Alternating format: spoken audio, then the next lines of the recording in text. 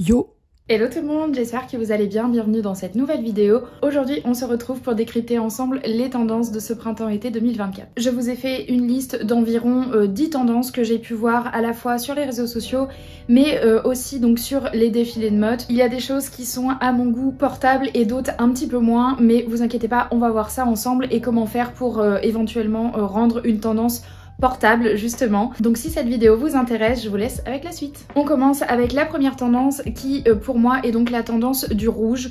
On en voit partout déjà depuis quelques temps maintenant. J'en ai vu beaucoup sur les réseaux sociaux passer sous toutes les formes. Donc vous pouvez avoir des petits pulls comme celui-ci par exemple. Vous pouvez avoir ça aussi sous forme de chaussettes, de petits nœuds dans les cheveux, d'écharpes, etc. Donc voilà, je vous mettrai quelques images pour illustrer un petit peu mon propos. Je vous ai aussi préparé un lookbook spécial rouge pour justement vous donner un petit peu des idées de tenue pour adopter cette nouvelle tendance. Pour moi, c'est quelque chose qui est très simple à adopter. Vous n'êtes même pas obligé d'investir vraiment beaucoup. Ça peut être juste une petite paire de chaussettes comme je vous le disais, ou un petit pull, ou éventuellement une écharpe puisque on reste quand même encore dans une période un peu hivernale. Pour les jours un petit peu plus chauds, vous pouvez opter pour la petite paire de chaussettes avec des mocassins par exemple en remplacement de la petite chaussette blanche.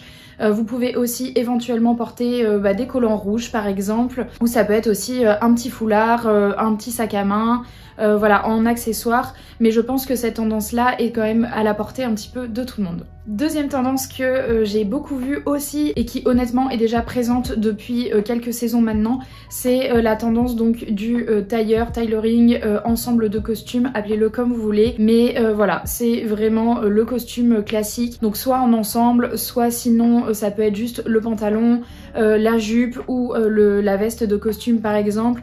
Très tendance aussi, vous pouvez mettre des petits gilets de costume. Pour cette période un petit peu plus froide, moi je vous conseille donc effectivement de porter donc des ensembles, par exemple le pantalon avec blazer, avec un sweat par exemple en dessous pour casser un petit peu le côté chic on va dire du tailleur, mais ça peut être aussi porté très premier degré avec une chemise, ça peut être très joli. Et pour ce printemps-été, ce qui peut être très sympa, ça peut être de détourner donc le gilet de costume en petit top par exemple, donc sans rien dessous. Vous pouvez aussi opter pour des ensembles de tailleur avec une jupe un petit peu plus courte, ou alors des matières un peu plus légères comme du lin par exemple ou du coton. Encore une fois, pour moi c'est une tendance qui est un peu à la portée de tout le monde. Évidemment tout le monde n'a pas forcément de blazer dans son armoire ou de pantalon de costume, mais si vous voulez vous en procurer, allez regarder sur Vinted, il y en a des milliers et des milliers. Vous pouvez prendre des pièces qui ne sont pas forcément assorties mais qui peuvent quand même aller ensemble. Un pantalon par exemple gris avec une rayure blanche et une veste de costume grise vraiment unie. Ça peut être aussi un ensemble de costumes noirs vraiment tout simple. Même si le haut et le bas ne sont pas de la même marque, vu que c'est du noir, logiquement ça va quand même ensemble. Vous pouvez aussi investir juste dans un blazer et pas forcément dans le bas si vous voulez adopter cette tendance. Et à l'inverse, vous pouvez aussi porter un pantalon de tailleur et pas forcément une veste si vous aimez moins et que vous trouvez ça un petit peu trop classique. Je vous ai aussi préparé un lookbook spécial tailleur, je trouvais ça très sympa. Vu que c'est aussi des pièces que je porte assez régulièrement, j'ai voulu un petit peu vous montrer justement comment moi je me les approprie. Une troisième tendance qui pour moi n'est pas vraiment portable, entre gros guillemets, ça va être le mini short ou la mini jupe. Alors quand je parle de mini short, mini jupe, je parle vraiment de quelque chose de très mini, presque finalement un petit peu caleçon ou boxer, je sais pas trop comment appeler ça. Pareil pour les jupes, des choses vraiment très courtes. Personnellement, je trouve que ça peut être très joli pour des photos Instagram par exemple, mais sur de la vie de tous les jours, pour aller au travail ou ce genre de choses, je pense que c'est quand même un petit peu plus compliqué à adopter. Évidemment, ça rend très bien sur un podium, mais encore une fois, dans un quotidien, ça peut être beaucoup plus compliqué. Bien que, encore une fois, chacun s'habille comme il veut et si vous aimez porter des choses très courtes, et ben libre à vous de le faire. Moi, je donne juste des conseils par rapport à la vie un petit peu quotidienne du travail ou de l'école par exemple. Mais vous pouvez complètement adopter cette tendance en mettant évidemment des shorts un petit peu plus longs ou des jupes un petit peu plus longues. Moi, je me suis acheté une assez récemment chez Zara, donc dans les soldes, qui est quand même un petit peu courte je trouve par rapport à ce que je mets d'habitude, mais qui reste quand même dans une longueur complètement raisonnable et portable au quotidien. La quatrième tendance, ça va être plutôt une coupe de jean, donc moi j'appelle ça plutôt coupe flair. Donc la forme c'est très près au niveau de la cuisse et ça part plus en évasé en bas. Je vous en ai présenté un il y a pas très longtemps que j'avais acheté donc chez Kiabi. Qui est très sympa, qui est un jean du coup noir. Je vous le remettrai en photo pour que vous puissiez voir de toute façon un petit peu de quoi je parle en termes de coupe. Ça je pense que c'est pareil un peu à la portée de tout le monde. C'est je pense une forme de pantalon qui peut aller à beaucoup de morphologie étant donné que même si on est assez serré au niveau de la cuisse, ça part en évasé en bas et du coup ça vient rééquilibrer la silhouette. Donc je pense honnêtement que vous pourrez l'adopter assez facilement si c'est évidemment une coupe qui vous plaît et où vous vous sentez bien dedans. Cinquième tendance que j'ai vue, et c'est une tendance que vous avez dû voir aussi sur les réseaux sociaux, honnêtement on voit ça depuis fin décembre 2023. On a vu tous les sapins de Noël sur Instagram avec des jolis petits nœuds, donc évidemment c'est la tendance des nœuds. Je sais pas si c'est une tendance qui peut être adaptée à n'importe quel style, mais si vous voulez vous l'approprier, ce qui peut être joli c'est simplement donc effectivement de mettre des nœuds dans les cheveux.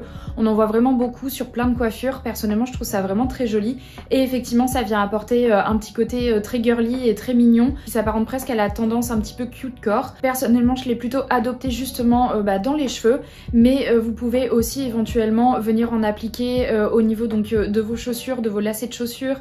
Ça peut être aussi sur des petits débardeurs, etc.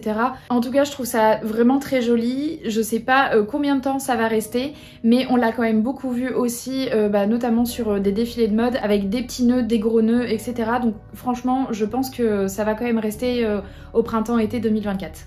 Une autre tendance que j'ai vue un petit peu et honnêtement je trouve ça vraiment très joli, c'est tout ce qui va être la tendance des mi-bas ou des guêtres. Donc que vous allez venir mettre au niveau du mollet. Je trouve ça vraiment super joli, je trouve qu'il y a un côté très élégant. Personnellement j'en ai acheté des classiques noirs vraiment tout simples et j'en ai aussi acheté à dentelle et franchement je trouve ça vraiment hyper joli. Avec une jupe un petit peu longue ou un bermuda par exemple, une petite paire de mocassins ou une petite paire d'escarpins un peu à bout pointu. Je trouve qu'il y a un côté vraiment un peu vintage et en même temps un peu romantique. Je trouve ça vraiment très sympa à faire. Pareil à voir si ça s'adapte vraiment à toutes les morphologies et à tous les styles, bien que pour moi je pense que le plus important c'est de se sentir bien dans ses vêtements, donc peu importe la morphologie que vous avez, si vous aimez, et faites, mettez, et il n'y a aucun problème là-dessus, personne ne doit vous juger par rapport à ça. En tout cas moi je sais que c'est une tendance que je trouve vraiment très sympa. Pareil donc les guêtres que vous pouvez venir mettre donc de la même façon au niveau des mollets. Des guêtres ça va être généralement un petit peu plus épais, un petit peu plus chaud en lainage, mais on en a vu aussi sur plein de défilés, donc voilà, affaire à suivre, mais c'est très joli. On repart sur les jeans et on a aussi vu donc pas mal de jeans avec des gros ourlets. Donc ça moi j'ai plutôt vu ça sur les réseaux sociaux, un petit peu moins dans les défilés. Et je trouve qu'il y a une tendance 80-90 on va dire qui revient donc à travers ce type de jean là. Vous pouvez le faire vraiment maison, vous n'êtes pas obligé d'acheter un jean avec un ourlet important.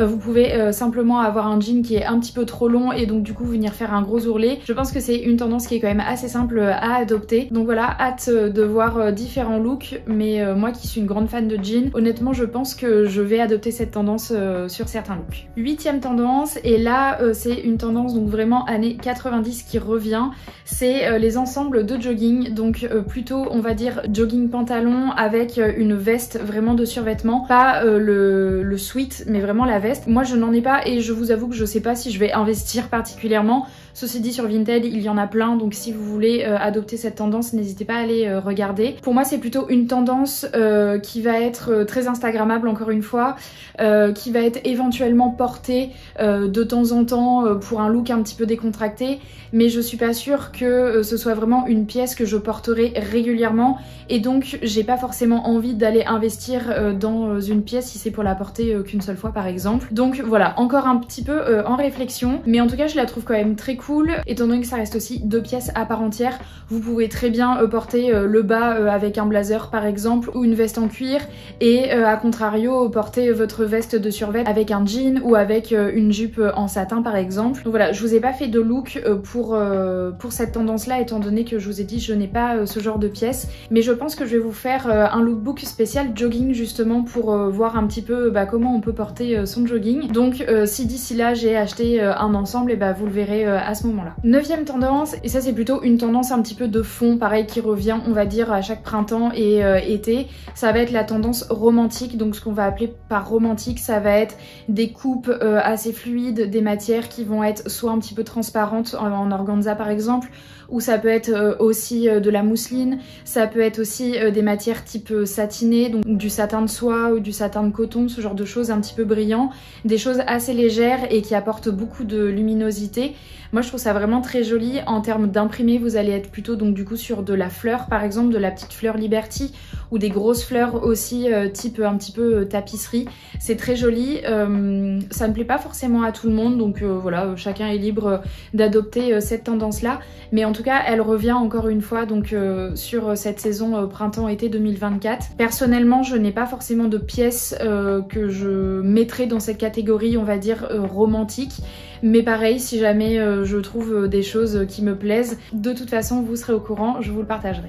Et pour cette 10e tendance, on va plutôt parler donc de couleurs qui ont été, on va dire, repérées donc sur les défilés. Vous allez avoir un vert anis, alors je crois que personne s'y attendait, mais honnêtement c'est quand même plutôt joli. Je vous mettrai donc quelques photos de silhouettes qu'on a pu voir. Honnêtement, c'est pas forcément une couleur que moi j'aime, pourtant j'adore le vert.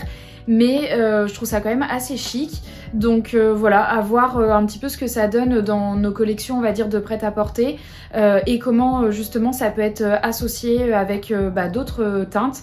C'est vrai que c'est quand même assez frais, donc franchement pourquoi pas.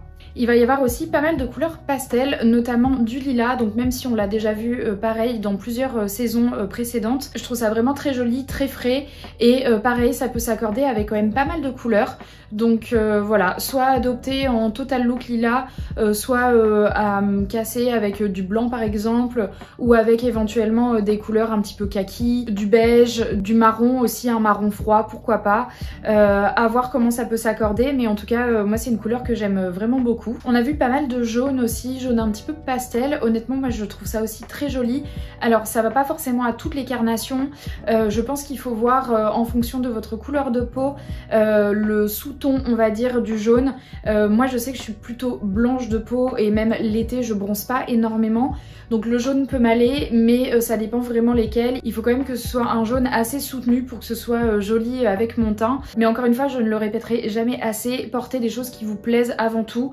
Donc si vous avez la peau très claire et que vous portez un jaune très clair et que vous trouvez ça joli sur vous, et ben faites-vous plaisir, portez-le. Voilà un petit peu ce que j'ai pu décrypter donc des tendances qui devraient arriver au printemps-été 2024. Évidemment il y en a d'autres, on va avoir aussi pas mal de dentelles, de rayures, j'ai vu aussi.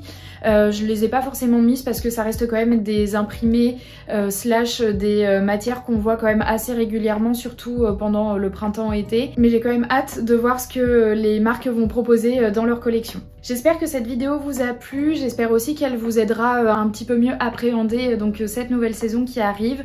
Je vous avoue que j'ai hâte que l'hiver se termine. En ce moment il fait assez beau, donc j'ai de la chance, mais c'est vrai que mes saisons préférées restent quand même les intersaisons et notamment le printemps.